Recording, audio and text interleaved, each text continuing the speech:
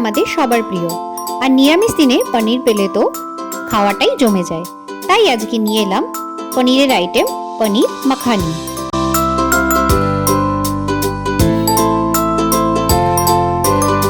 সবার প্রথমে পনিরগুলোকে এরকম কিউবের আকারে কেটে নিয়ে তারপরে তার মধ্যে হাফ টিস্পুন হলুদ গুঁড়ো, নুন আর লঙ্কা গুঁড়ো ছিটিয়ে মেখে নিয়েছি ভালো করে।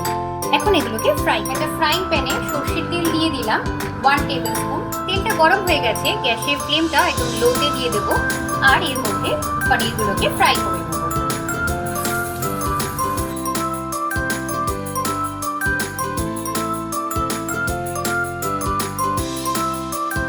আঁচটা কিন্তু একদম সিমে দিয়ে ভাজবো, না হলে পনিরগুলো কিন্তু খুব তাড়াতাড়ি পুড়ে যাবে। কড়াইতে ঘি নিয়ে নিয়েছি 1 টিস্পুন। ঘিটা এখন গলে গেছে, এখন আঁচটা কমিয়ে দেব। দিয়ে দেবো এর মধ্যে একটা তেজপাতা, দিয়ে দেব 2টো শুকনো লঙ্কা, দেব 4টে এলাচ, সেটাকে ফাটিয়ে নিয়েছি। এছাড়া দিয়ে দেব 1 টিস্পুন পাঁচফোড়ন। এখন ওর মধ্যে দিয়ে দিলাম 5 গ্রাম কুচনো আদা। আদাটাকে ভালো করে ফ্রাই করে নেব, তার জন্য গ্যাসের আঁচটা ফুল ফ্লেমে দিয়ে দিচ্ছি। এখন এর মধ্যে দিয়ে দেবো মশলাটা মোটামুটি ভাজা হয়ে গেছে। এখন এই মশলাগুলোকে তুলে নেব একটা বাটির মধ্যে। মশলাটাকে একটু ঠান্ডা করে নেব, তারপরে এটাকে মিক্সারে পেস্ট। আবার ওই একই কড়াইতে দিয়ে দেব 1 টিস্পুন ঘি।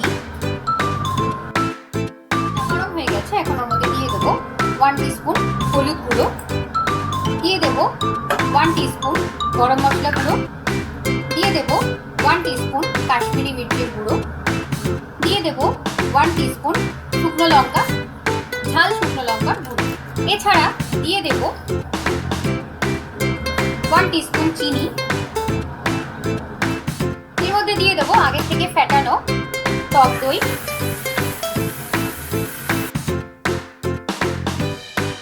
এর মধ্যে দিয়ে দেবো বাটা মশলাটা, যেটা ভেজে নিয়ে বাটলাম সেই মশলাটা। এবার এর মধ্যে দিয়ে দেবো 1 টিস্পুন আমচুর পাউডার। আপনাদের কাছে আমচুর পাউডার না থাকলে চাট মশলা ব্যবহার করতে। গ্যাসের ফ্লেমটাকে একদম ছোট করে দিয়ে সবকিছু ভাজতে হবে, না হলে মশলাগুলো সব কিন্তু পুড়ে যাবে। এখন এর মধ্যে দিয়ে দেবো সমস্ত মশলার বাটি ধোয়া জল। সব শেষে উপর থেকে ছড়িয়ে দেবো কাসুরি মেথি। এখন এর মধ্যে অ্যাড করে দেবো ভাজা পনিরগুলো। গ্যাসের ফ্লেমটা বাড়িয়ে দিয়ে কয়েক সেকেন্ডের জন্য ফুটতে দেবো, তারপর ফ্লেমটা অফ। তৈরি হয়ে গেল আমাদের আজকের রেসিপি পনির মাখানি।